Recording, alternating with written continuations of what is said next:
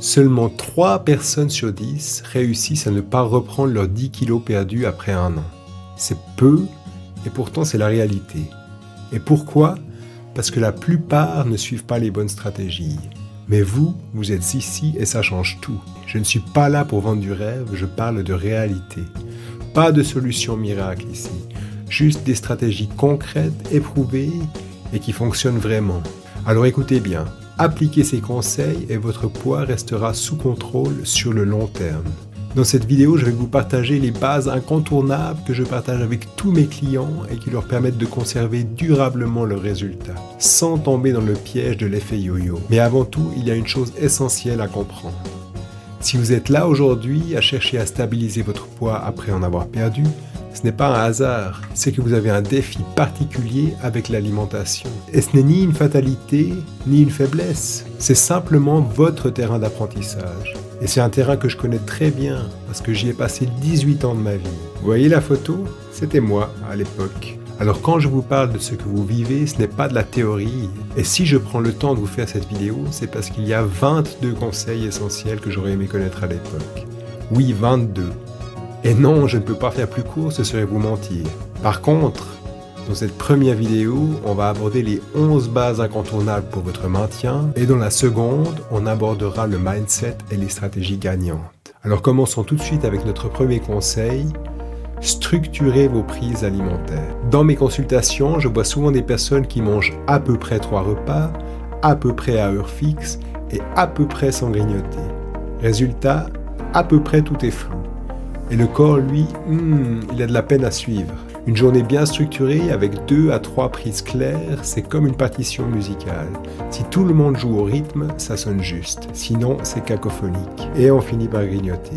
Le grignotage, justement, ce petit biscuit qui ne compte pas, la mandarine volée à la corbeille, le carreau de chocolat, c'est comme si vous laissiez 20 centimes à chaque personne croisée dans la rue. Sur le moment, c'est rien, mais à la fin de la journée, vous avez vidé votre portefeuille sans même vous en rendre compte. Vous voyez l'idée ? Alors fixez vos repas.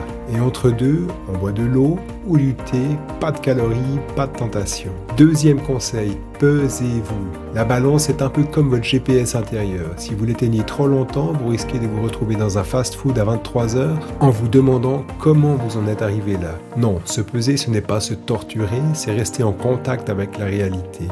Et dans 100% des cas où le poids remonte sans qu'on comprenne pourquoi, la balance était restée au placard. Je recommande à mes clients une pesée par semaine dans les mêmes conditions, sans panique ni interprétation émotionnelle. Et si vous voyez plus 1 kilo en une semaine, pas d'alarme, on continue sur sa lancée.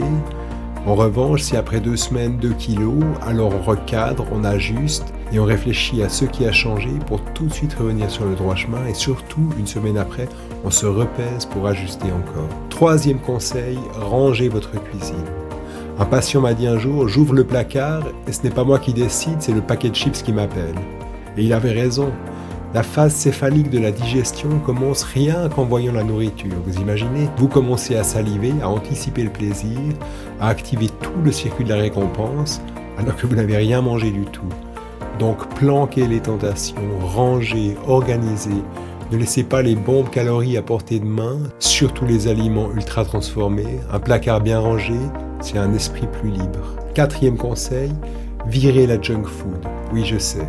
Dit comme ça, c'est un peu cash, mais la junk food n'a jamais pris de gants avec vous. Alors, pourquoi vous en prendriez avec elle ? Ces aliments ultra transformés sont conçus pour vous faire perdre le contrôle, pas pour vous nourrir. Ils jouent avec votre cerveau comme un DJ qui ne mettrait que vos chansons préférées, en boucle, jusqu'à ce que vous craquiez. Alors soyons clairs, vous n'êtes pas faible, vous êtes exposé. Et dans ce combat, le plus simple, c'est encore d'éviter le champ de bataille. Videz vos placards et votre cerveau vous dira merci. Cinquième conseil, évitez les calories liquides. Ah, les calories liquides.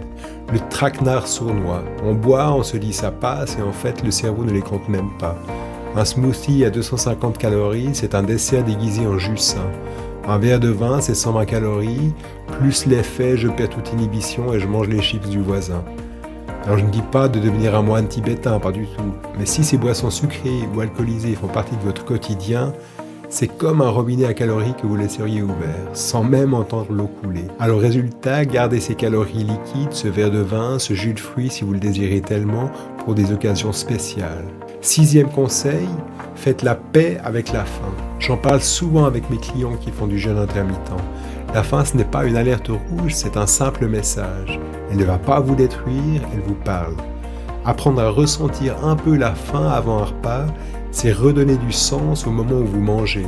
Et ça rend le repas bien meilleur. Vous savez, comme quand on sort d'une bonne rando et qu'on déguste un plat simple. C'est pas du gastro, mais c'est juste merveilleux. Résistez à la tentation de pré-manger au cas où. Et ayez toujours un plan B si la faim vous prend au dépourvu. Snacks protéinés, œufs durs, amandes, olives. Voilà, je profite que nous soyons à mi-parcours pour vous rappeler que comme d'hab, je répondrai à toutes vos questions en commentaire. 7e conseil, débusquer le rassasiement. Je demande souvent en consultation, comment vous savez que vous avez assez mangé? Réponse classique, quand mon assiette est vide.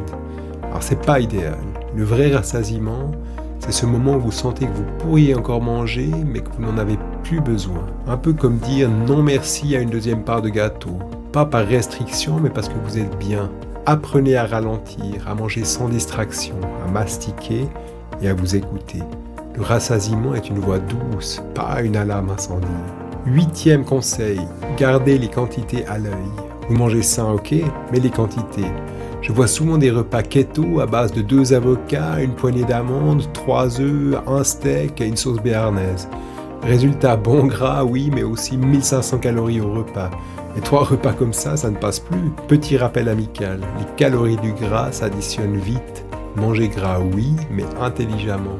Ce n'est pas parce qu'un aliment est keto-friendly qu'il est à volonté.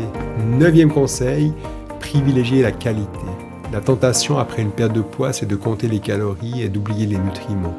Or, le corps ne fonctionne pas qu'à l'énergie. Il a besoin de signaux de satiété, d'hormones bien régulées, de micronutriments.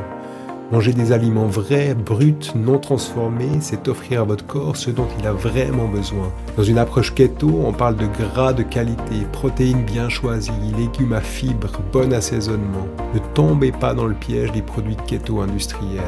Retour au simple, au bon, au net. 10e conseil, anticiper et planifier. Je le dis souvent, ce qu'on ne planifie pas, on le subit. Et ça, je le vois toutes les semaines. Des personnes motivées, sérieuses, mais qui oublient d'anticiper les situations pièges. Résultat, sandwich vite fait, reste de pizza des enfants ou apéro improvisé.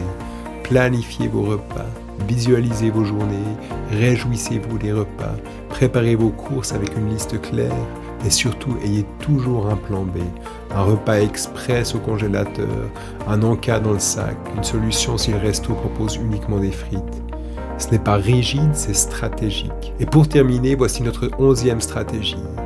Compenser intelligemment. Personne n'est parfait et c'est tant mieux. Un écart, un resto, un dessert bien mérité, ça arrive. L'important c'est comment vous réagissez ensuite. L'idée ici c'est de ne surtout pas culpabiliser, mais de rééquilibrer. Imaginez que votre alimentation c'est un budget. Un gros repas, on économise par la suite. Et comment on l'économise? Un repas plus léger, un jeûne intermittent, une séance de sport ou les 3 à la fois. Bouger après un écart, c'est comme rembourser un petit crédit. Bouger avant, c'est comme épargner avant les vacances, malin et efficace. Et puis si vous aimez le cadre, la méthode 80-20 ou 90-10 peut faire des merveilles. Voilà, c'était notre dernière stratégie pour aujourd'hui. Est-ce que vous devez tout appliquer parfaitement tout de suite? Non, bien sûr que non. Mais plus vous intégrez ces habitudes, plus vous vous donnez les moyens de rester aligné avec vos résultats. Et je vous recommande vivement, au besoin, de regarder cette vidéo une deuxième fois, de prendre des notes pour pouvoir vraiment appliquer ces stratégies et mettre de votre côté toutes les chances de succès dans le maintien de votre poids idéal. La deuxième vidéo que vous trouverez prochainement dans la description portera sur le mindset. Comment ne pas lâcher quand la motivation baisse? Comment rester stable même quand la vie est instable? Et les stratégies psychologiques que j'utilise avec mes clients pour verrouiller les résultats dans la durée. Avec cette vidéo, ce sera le second pilier pour votre maintien, à ne pas manquer. Et si vous souhaitez me parler de votre projet en privé, comme d'hab, je suis à dispo sur mon Instagram et vous le trouvez dans la description. En attendant, grand merci pour votre visite, prenez bien soin de vous et à bientôt.